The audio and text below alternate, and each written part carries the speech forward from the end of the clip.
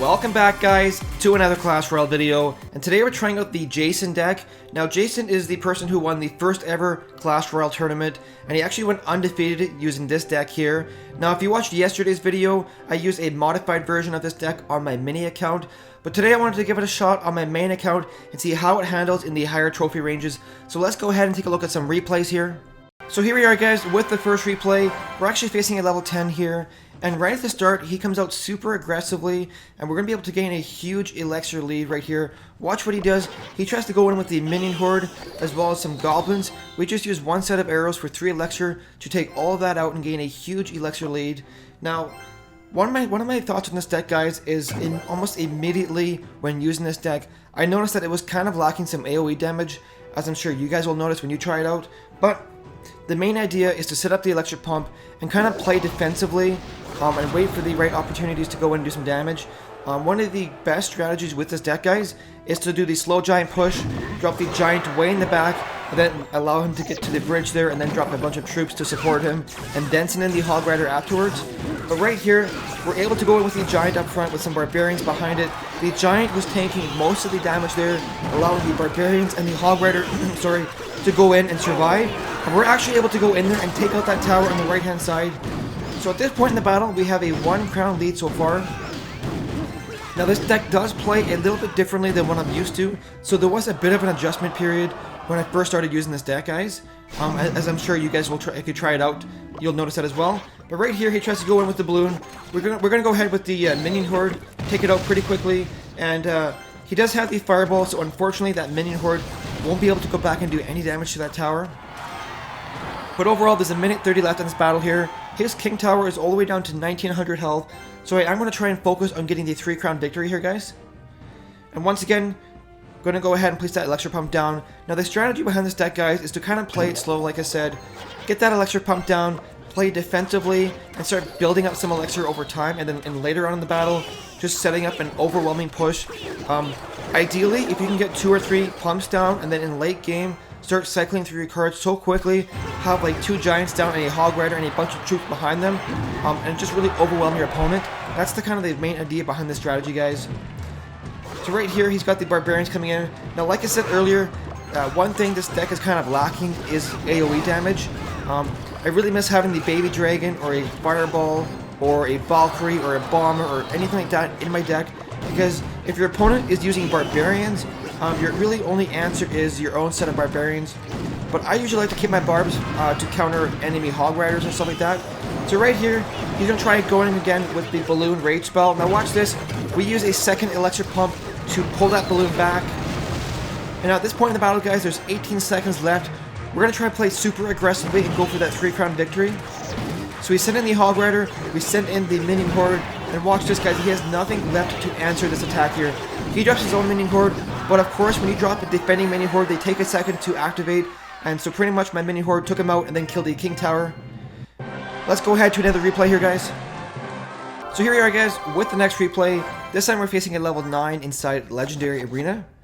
Now he has the princess card in his deck, guys. The princess is probably one of the most overpowered cards in the game right now, in my opinion. It's always kind of frustrating to face the princess, especially if they're a higher level than your arrows will kill. So right here, princess is marching her way up. He's gonna drop down a mini P.E.K.K.A. as well as some goblins. I'm gonna go ahead and use my arrows to take care of that princess. And right here we use the barbs to kill the mini P.E.K.K.A. He kind of wastes his freeze there, so that was kind of 4 elixir wasted for him. We do have that pump down, guys, though, so later on in the battle, hopefully we'll have the elixir flowing to do some pretty strong pushes. Now, one thing I want to point out, guys, is my giant is fairly low level for this trophy range. He's only level 5, so he does get melted pretty quickly. I do have one upgrade available for the giant that would add almost about 300 health to the giant, so that would make a huge difference there. But of course, I am trying to save my gold and be conservative with it, because I think I'm about 60,000 gold in debt so far, and I only have about 6,000 gold, so I want to choose my upgrades wisely. Now right here, he drops the mini P.E.K.K.A, and of course the mini P.E.K.K.A is a pretty decent counter to the giant. So the giant gets melted pretty quickly there, and unfortunately, that whole push wasn't able to get much done, but we do have another elixir pump down, and we are keeping some pressure on, and he hasn't done any damage done to our towers so far. So he's going to start going in with the Valkyrie slow push on the left hand side. we're gonna go ahead and drop the giant way in the back behind our tower. Now right here, he's gonna be super aggressive with the Hog Rider. Now I know he does have the free spell, so unfortunately, I thought I placed the barbarians outside of the range of the tower, but his free spell was able to hit my barbs and my tower. But overall, the Hog Rider didn't get too much damage into my tower, so things are looking a lot better here. We have a giant as the minions going on the right hand side, and we have some barbs as well as some archers going on the left hand side. Now unfortunately, he did use the arrows to kill my minion horde, but on the left hand side, those couple of troops were able to do a decent amount of damage to that tower, bringing it all the way down to 1300 health. So at this point in the battle, guys, there's a minute left before overtime, We have another Electro Pump down right in the middle there. Once again, he goes in with the slow Valkyrie push on the left hand side, and this time, I'm going to go ahead and drop my giant on the left hand side as well, just because that tower is a little bit weaker than the right hand one. Now he's being super aggressive here. We're going to use the arrows to kill that princess before we go ahead and drop down any more troops. The princess and Valkyrie combo is pretty deadly, guys, because together, between both of them, there's a ton of AoE damage. And this deck has a lot of cheap and weak kind of spammy troops for distraction, so the Valkyrie and the princess are a pretty strong counter to that. So right here, Giant's making his way up front. He tries to send in a Hog Rider. We use the Barbarians to counter that Hog Rider. And unfortunately, I don't have anything in my deck right now to help that Giant out and kill those goblins. He did get a couple hits off on that tower though, bringing it all the way down to 870 health. And right here, we're going to try going with the Hog Rider as well as some minions. But unfortunately, he has both the princess as well as the arrows to counter that. Now he probably didn't need to use the arrows there, which is good for us because that means he spent more elixir than he needed to. And so right here, once again, use the barbarians to counter that Hog Rider. The barbs, guys, are just a great counter to Hog Riders. So if you're facing a ton of people using Hog Riders in their decks, try throwing in the barbs and keeping the barbs exclusively for the Hog Rider. So right here, we're going to try going in the left-hand side once again. Hog Rider is going to make it in there and get one hit off on that tower, bringing it all the way down to 480 health. So now we've got 18 seconds left in this battle, guys. He's going to try going with the Hog Rider to finish it off. We do have the barbs as well as the archers. Now watch this, guys, with 10 seconds left, he really overcommitted with that free spell. We are going to sneak in there with the Hog Rider as well as some predictive arrows and go in and finish off that tower. Let's go ahead to one final replay here, guys.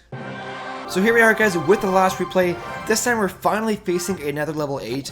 Now, spoiler alert, I don't actually win this battle, but I wanted to show it to you guys anyways because it was super close. One of the greatest things with this deck, guys, is it's pretty accessible because all of the cards unlocked by Arena 6 and there's no epics in the deck itself.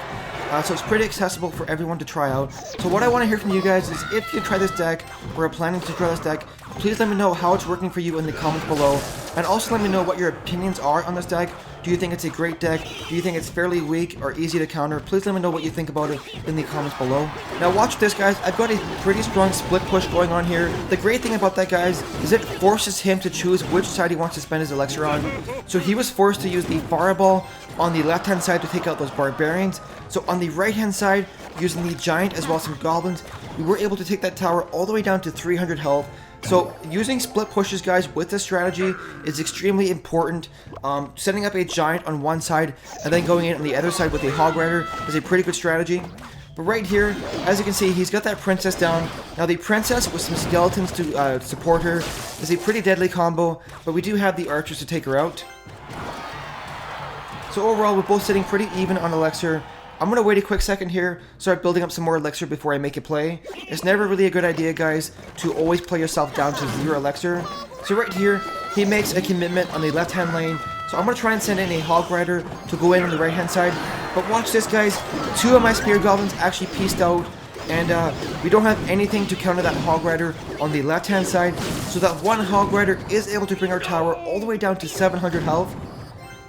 So even though we do have the 1 crown lead so far at this point, guys, with the princess card in his deck, he'll probably be able to go in and get some chip damage done over time and take out that tower.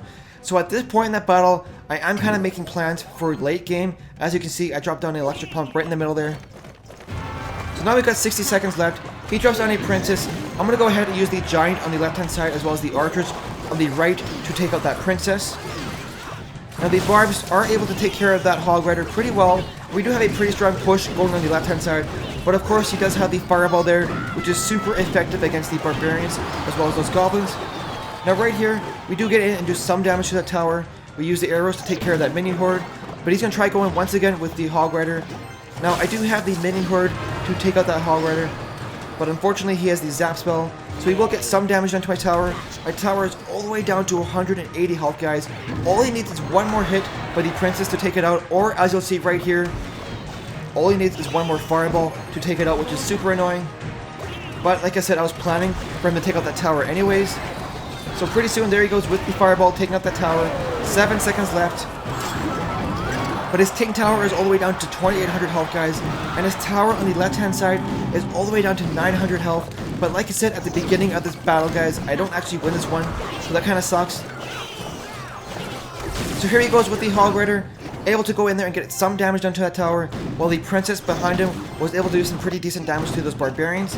Now right here, the minion horde is doing a crazy amount of damage to that king tower, bringing it all the way down to 600, 500 health.